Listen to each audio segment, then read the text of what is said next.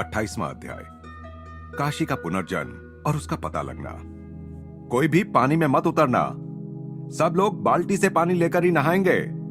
8 मील की दूरी पर स्थित एक पहाड़ी पर मेरे साथ चल रहे रांची के विद्यालय के बच्चों को मैं निर्देश दे रहा था। हमारे सामने फैले हुए तालाब में उतरने की इच्छा तो हो रही थी, परंतु मेरे मन में उस तालाब के प्रति एक प्रकार की अरुचि पैदा हो गई थी। अधिकांश बच्चे तो पानी में अपनी बाल्टियां डुबाने लगे, पर कुछ लड़के ठंडे पानी के आकर्षण का विरोध नहीं कर सके।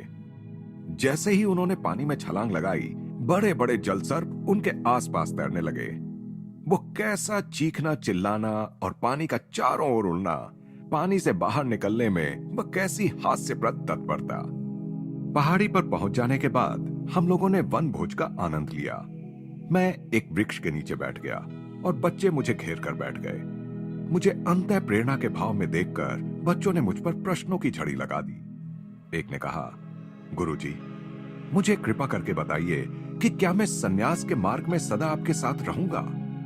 नहीं, मैंने कहा, तुम्हें बलपूर्वक तुम्हारे घर ले जाया जाएगा और बाद में तुम्हारा विवाह कर दिया जाएगा। उसे इस बात पर विश्वास ही नहीं हो रहा था। बड़ी उग्रता के साथ उसने कहा, केवल मेरी लाश को ही घर ले जाया जा सकेगा। परंतु कुछ ही महीनों में उसके माता पिता उसे ले जाने के लिए आए और उसके अश्रुपूर्ण विरोध के बावजूद उसे ले गए। कुछ वर्ष बाद उसका विवाह भी हो गया। अनेक प्रश्नों के उत्तर दे चुकने के बाद मुझसे काशी नाम के एक बच्चे ने प्रश्न पूछा। वह लगभग 12 वर्ष का अत्यंत कुशाग्र बुद्धि विद्यार्थी था और सबका प्रिय था। गुरुजी, उसने पूछा, मेरे भाग्य में क्या लिखा है?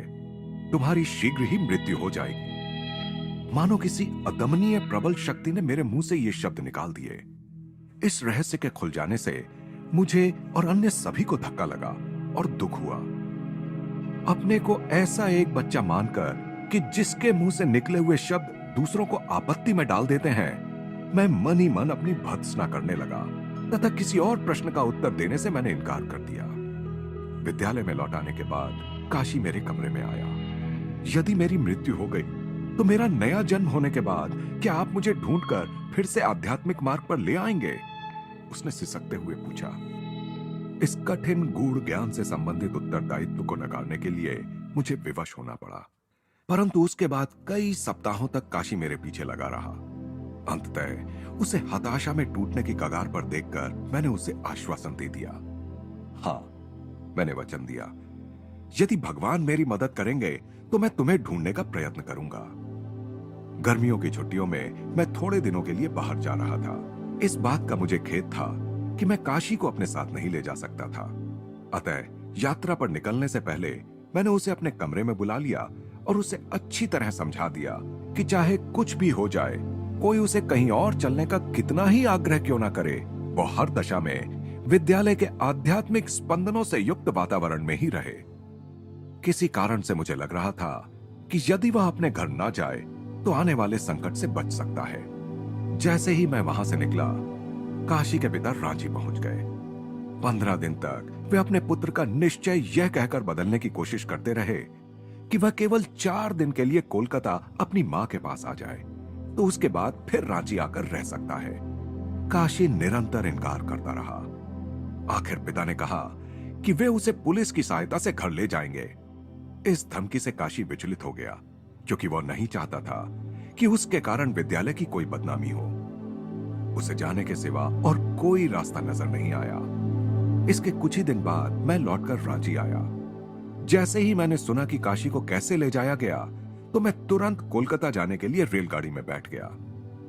वहां पहुंचकर मैंने एक घोड़ा गाड़ी किराए पर ले ली। यह आश्चर्यजनक ही था कि जैसे ही मेरी घोड़ा गाड़ी गंगा पर बने हावड़ा पुल को पार कर आगे बढ़ी, सबसे पहले मुझे जो लोग दिखाई दिए वे थे काशी के पिता और अन्य संबंधी जन, सब सूतक के वस्त्रों में। चिल्लाकर मैंने कोचवान से गाड़ी रोकने के लिए कहा और नीचे कूदकर उस अभागे पिता की ओर गुस्से से घूर कर देखने लगा।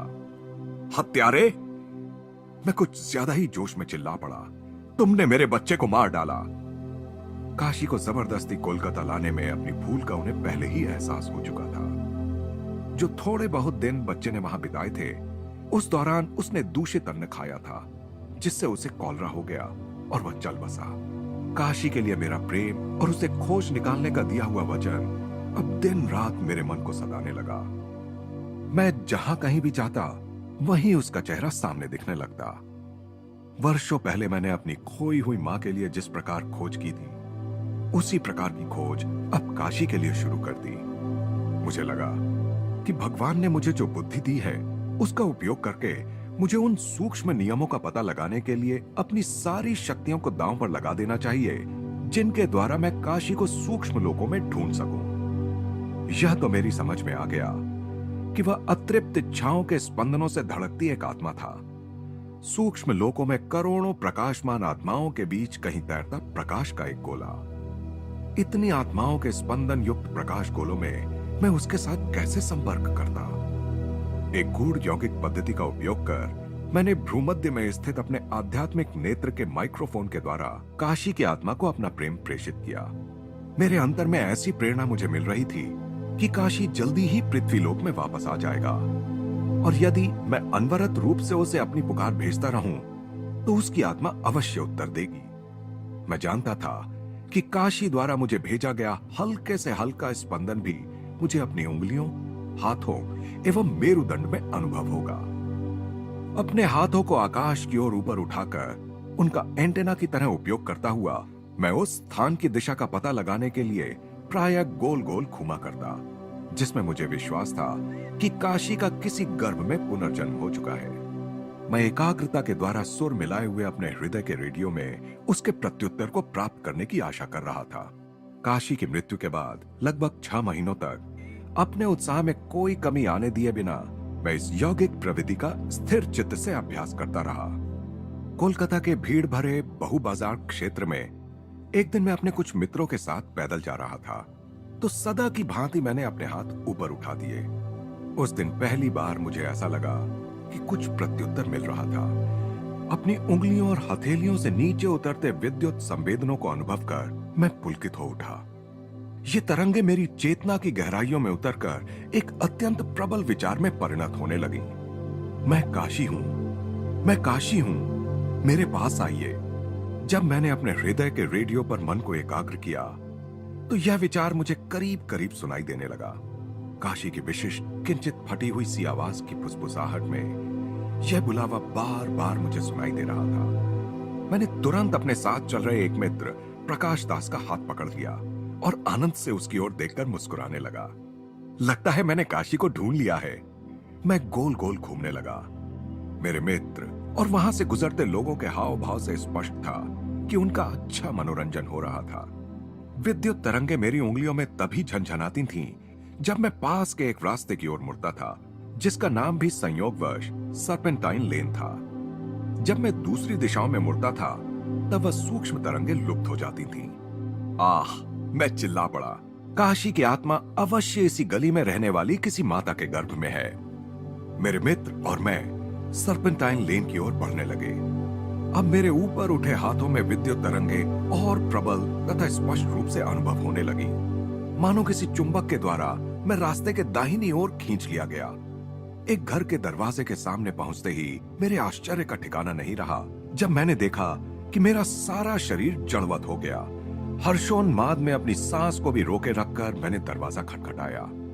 मुझे लग रहा था कि मेरी लंबी असाधारण खोज सफल हो गई थी। दरवाजा एक नौकरानी ने खोला। उससे पता चला कि गृह स्वामी भी घर में ही है। वे दूसरे तल्ले से सीढ़ियों से उतरकर नीचे आए और मुस्कुराते हुए प्रश्नार्थक मुद्रा से मेरी ओर देखने लगे। मेरी समझ में नहीं आ रहा था कि अपना प्रश्न करूं तो कैसे करूं, जो उचित भी था और अनुचित भी। कृपया यह बताइए महाशय कि क्या आप और आपकी धर्मपत्नी पिछले 6 महीनों से बच्चे की प्रत्याशा में हैं? हाँ, वह तो है। यह देखते हुए कि मैं परंपरागत गेरुआ वस्त्र धारण किया एक स्वामी हूं, उन्होंने विनम्रता पूर्वक कहा, दया करके इतना बता दीजिए कि आपको मेरी इन बातों का ज्ञान कैसे? जब उन्होंने काशी और उसे दिए गए मेरे वचन के बारे में सुना तो उस आश्चर्यचकित सज्जन को मेरी बात पर विश्वास हो गया। आपको गौर वर्ण के एक पुत्र की प्राप्ति होगी, मैंने उनसे कहा। उसकी मुखाकृति चौड़ी होगी और उसके माथे के ऊपर सामने की ओर झुका हुआ घुंघराले बालों का एक गुच्छा होगा। उसकी वृत्ति आध्यात्मिक रहेगी। मुझे यह पूरा विश्वास था कि जन्म लेने वाले इस शिशु में काशी के ये सभी लक्षण होंगे। बाद में जाकर मैंने उस बच्चे को देखा भी। उसके माता पिता ने उसे उसके पूर्व जन्म का ही काशी नाम दिया था। शैशवावस्था में भी वह देखने में बिल्कुल रांची के मेरे प्रिय छात्र काशी के जैसा ही था। बालक ने तत्काल मुझसे लगाव जताया। गत जन्म का प्रेम दुगनी तीव्रता के साथ जाग उठा।